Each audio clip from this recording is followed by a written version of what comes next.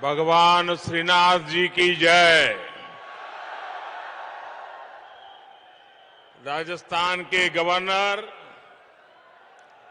श्री कलराज मिश्रा जी,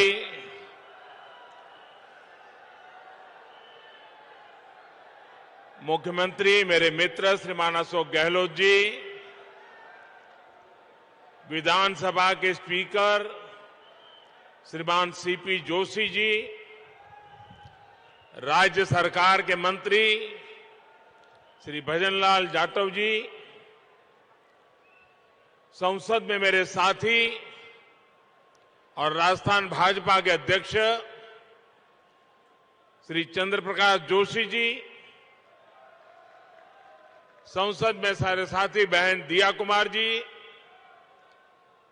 संसद के मेरे साथी श्रीमान कनकमल कटारा जी, सांसद श्री अर्जुन लाल मीणा जी, कार्यक्रम में उपस्थित अन्य सभी महानुभाव और राजस्थान के मेरे प्यारे भाई और बहनों, भगवान श्रीनाथ जी और मेवाड़ की इस वीर धरा पर मुझे फिर एक बार आपके बीच आने का अवसर मिला है। यहां आने से पहले मुझे भगवान श्रीनाथ जी के दर्शन का सौभाग्य मिला। मैंने श्रीनाथ जी से आजादी के इस अमृत काल में विकसित भारत के संकल्पों की सिद्धि के लिए आशीर्वाद मांगा है। साथियों, आज यहां राजस्थान के विकास से जुड़े 5,000 करोड़ रुपए से अधिक के प्रोजेक्ट का शिलान्यास और लोकार्पण हुआ है। ये प्रोजेक्ट्स राजस्थान की कनेक्टिविटी को नई ऊंचाई पर ले जाएंगे। उदयपुर और शामळाजी के बीच नेशनल हाईवे 8 के 6 लेन होने से उदयपुर, डूंगरपुर और बांसवाड़ा क्षेत्रों को बहुत फायदा होगा। इससे शामळाजी और काया के बीच की दूरी कम हो जाएगी। बिलाड़ा और जोधपुर सेक्शन के निर्माण से जोधपुर और बॉर्डर एरिया तक पहुंच बहुत ही सुलभ होगी। इसका एक बड़ा फायदा यह भी होगा कि जयपुर से जोधपुर की दूरी भी 3 घंटे कम हो जाएगी। चार भुजा और निचली ओडन के प्रोजेक्ट से world heritage site Kumbhalgarh, Haldi Ghati और श्रीनाथ जी के दर्शन करना बहुत ही आसान हो जाएगा। श्री नाथद्वारा से देवगढ़ मदारिया की रेलवे लाइन मेवाड़ से मारवाड़ को जोड़ेगी। इससे मार्बल, ग्रेनाइट और माइनिंग इंडस्ट्री को और व्यापारियों को बहुत मदद मिलेगी। मैं सभी राजस्थान वासियों को इन विकास कार्यों के लिए बहुत बहुत बधाई देता हूं। भाइयों और बहनों, भारत सरकार राज्य के विकास से देश के विकास के मंत्र पर विश्वास करती है। राजस्थान देश के सबसे बड़े राज्यों में से एक है। राजस्थान भारत के शौर्य, भारत की धरोहर, भारत की संस्कृति का वाहक है। राजस्थान जितना विकसित होगा उतना ही भारत के विकास को भी गति मिलेगी।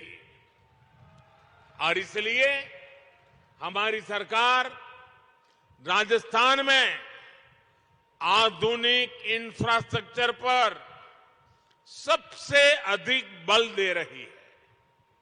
और जब मैं आधुनिक इंफ्रास्ट्रक्चर की बात करता हूं तो इसका मतलब सिर्फ रेल और रोड ही नहीं होता। आधुनिक इंफ्रास्ट्रक्चर शहरों और गांवों में कनेक्टिविटी बढ़ाता है, दूरी कम करता है। आधुनिक इंफ्रास्ट्रक्चर समाज में सुविधाएं बढ़ाता है, समाज को जोड़ता है। आधुनिक इंफ्रास्ट्रक्चर डिजिटल सुविधाओं को बढ़ाता है, लोगों का जीवन आसान बनाता है। आधुनिक इंफ्रास्ट्रक्चर विरासत को बढ़ावा देने के साथ ही विकास को भी गति देता है। जब हम आने वाले 25 साल में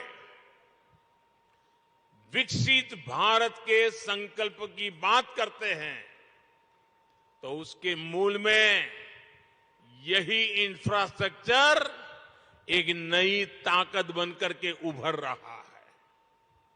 आज देश में हर तरह के इंफ्रास्ट्रक्चर पर अभूतपूर्व निवेश हो रहा है, अभूतपूर्व गति से काम चल रहा है। रेलवे हो, हाईवे हो, एयरपोर्ट हो, हर क्षेत्र में भारत सरकार हजारों करोड़ रुपए निवेश कर रही है। इस साल के बजट में भी भारत सरकार ने इंफ्रास्ट्रक्चर पर 10 लाख करोड़ रुपए खर्च करना तय किया है।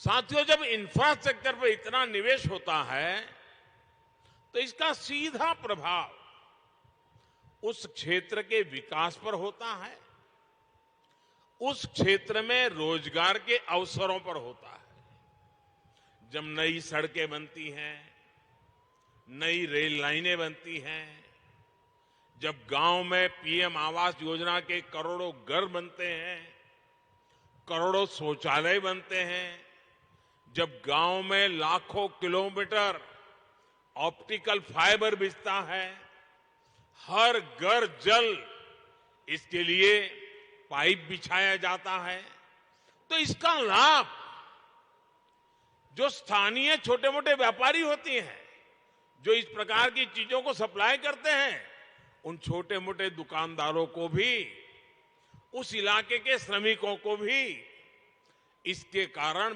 बहुत लाभ मिलता है।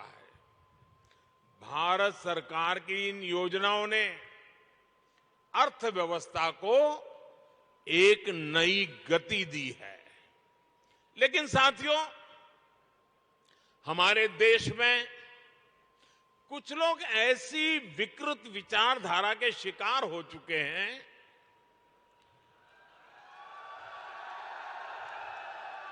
इतनी नकारात्मकता से भरे हुए हैं, देश में कुछ भी अच्छा होता हुआ वो देखना ही नहीं चाहते और उन्हें सिर्फ विवाद खड़ा करना ही अच्छा लगता है। अब आपने कुछ सुना होगा, जैसे कुछ लोग उपदेश देते हैं कि आटा पहले कि डाटा पहले, सड़क पहले कि सैटेलाइट पहले। लेकिन इतिहास गवाह है कि स्थायी विकास के लिए, तेज विकास के लिए मूल व्यवस्थाओं के साथ ही आधुनिक इंफ्रा बनाना भी जरूरी होता है। जो लोग कदम कदम पर हर चीज वोट के तराजू से तोलते हैं, वो कभी देश के भविष्य को ध्यान में रखकर योजना नहीं बना पाते। हम कई बार देखते हैं गांव में पानी की टंकी बनी, लेकिन वो 4-5 साल में ही छोटी पड़ जाती है। कितनी सड़कें या फ्लाईओवर ऐसे होते हैं जो 4-5 साल में अपर्याप्त लगने लगते हैं। हमारे देश में इसी सोच की वजह से इंफ्रास्ट्रक्चर के निर्माण को प्राथमिकता नहीं दी गई। इसका बहुत नुकसान देश ने उठाया है। अगर पहले ही मान लीजिए पर्याप्त संख्या में मेडिकल कॉलेज बन गए होते तो पहले देश में डॉक्टरों की इतनी कमी नहीं होती। अगर पहले ही रेलवे लाइनों का बिजलीकरण हो गया होता तो आज हजारों करोड़ रुपए खर्च करके ये काम करने की जरूरत नहीं रहती। अगर पहले ही हर घर तक नल से जल आने लगता तो आज 3.5 लाख करोड़ रुपए लगाकर जल जीवन मिशन नहीं शुरू करना पड़ता। नकारात्मकता से भरे हुए लोगों में ना दूरदृष्टि होती है और ना ही वो राजनीतिक स्वार्थ से ऊपर उठकर कुछ सोच पाते हैं। आप सोचिए, अगर नाथ द्वारा की जीवन रेखा कहे जाने वाले नंद समंद बांध या टाटोल बांध नहीं बने होते तो क्या होता। और हम तो राजस्थान और गुजरात के लोगों के जुबान पे लाखा बंजारा का नाम बार बार आता है। हम लाखा बंजारा की चर्चा करते हैं। पानी के लिए लाखा बंजारा ने अपना जीवन खपा दिया था। हालत यह है कि अगर पानी के लिए इतना काम करने वाले और जिनकी चारों पर बावड़ी किसने बनाई तो बोले लाखा बंजारा, वहां तालाब किसने बनाया तो बोले लाखा बंजारा। ये गुजरात में भी बोला जाता है, राजस्थान में बोला जाता है। मतलब हर एक को लगता है भाई पानी की समस्या का समाधान कोई करता था तो लाखा बंजारा करता था।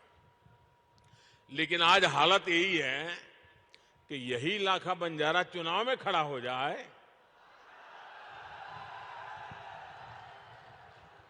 तो ये नकारात्मक सोच वाले उसको भी हराने के लिए मैदान में आएंगे।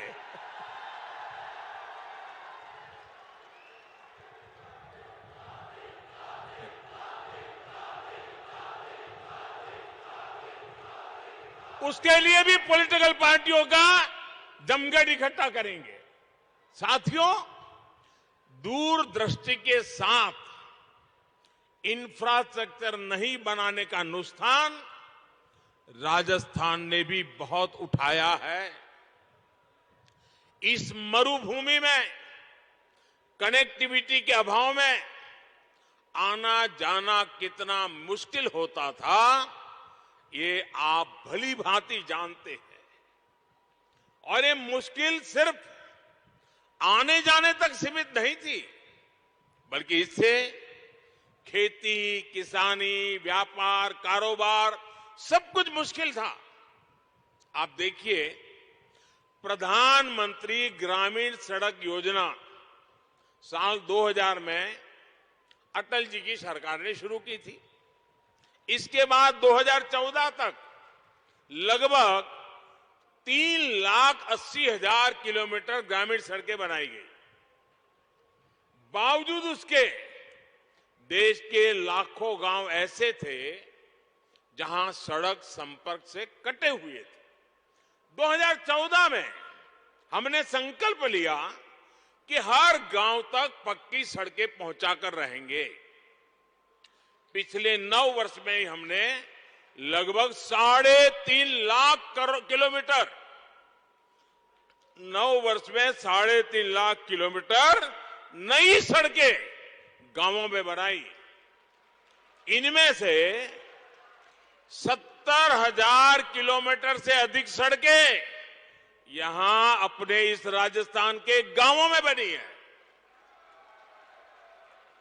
अब देश के ज्यादातर गांव पक्की सड़कों से जड़ चुके हैं।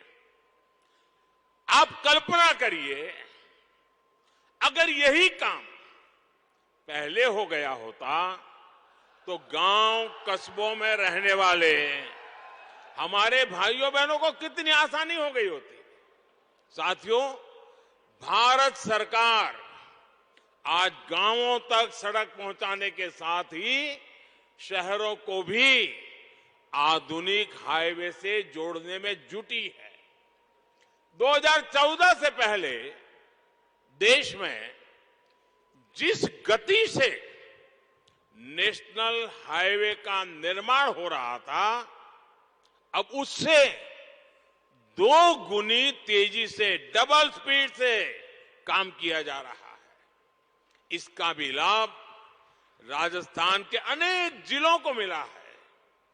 कुछ समय पहले ही मैंने दौसा में दिल्ली मुंबई एक्सप्रेस वे, उसके एक प्रमुख सेक्शन का लोकार्पण किया है।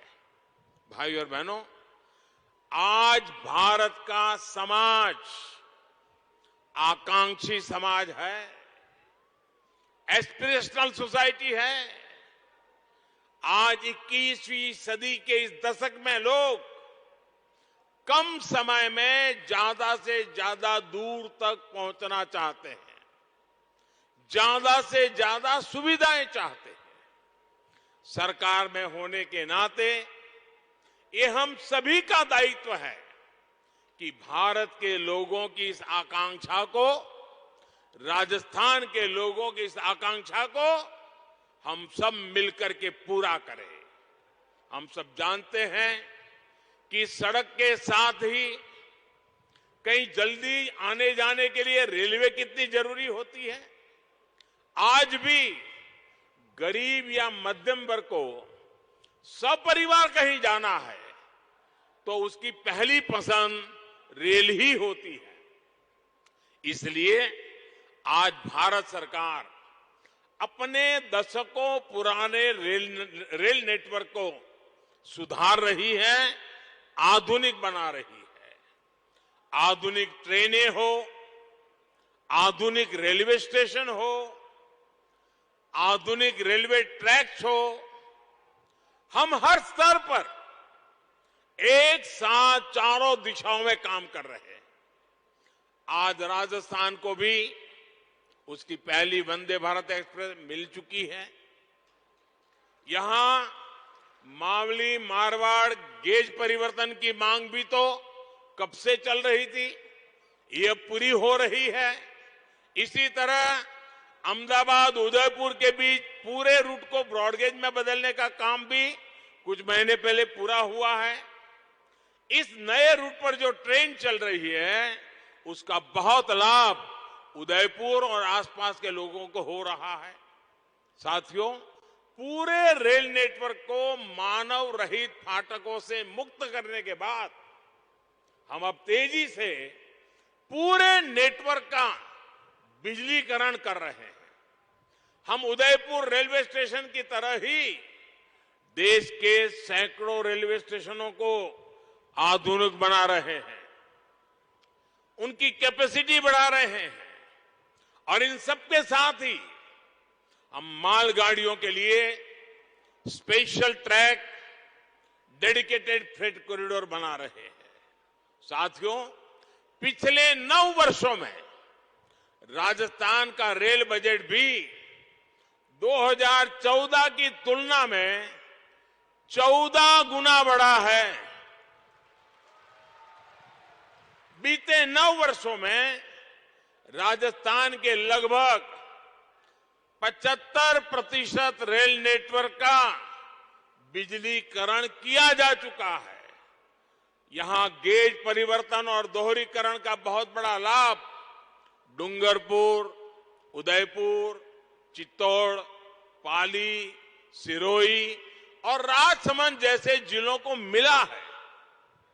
वो दिन दूर नहीं जब राजस्थान भी रेल लाइनों के 100% बिजलीकरण वाले राज्यों में शामिल हो जाएगा। भाई और बहनों, राजस्थान की बेहतर होती कनेक्टिविटी से यहां के टूरिज्म को, हमारे तीर्थ स्थलों को बहुत लाभ हो रहा है। मेवाड़ का ये क्षेत्र तो हल्दी घाटी की भूमि है। राष्ट्र रक्षा के लिए राणा प्रताप के शौर्य, बामा शाह के समर्पण और वीर पन्ना धाय के त्याग की गाथाएं इस मिट्टी के कण कण में रची बसी है। कल ही देश ने महाराणा प्रताप जी की जयंती पर उन्हें पुण्य भाव से स्मरण किया। अपनी विरासत की इस पूंजी को हमें अधिक से अधिक देश दुनिया तक ले जाना आवश्यक है।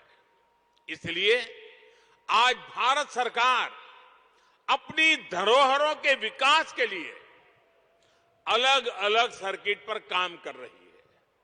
कृष्णा सर्किट के माध्यम से भगवान श्री कृष्ण से जुड़े तीर्थों को, उनसे जुड़े आस्था स्थलों को जोड़ा जा रहा है।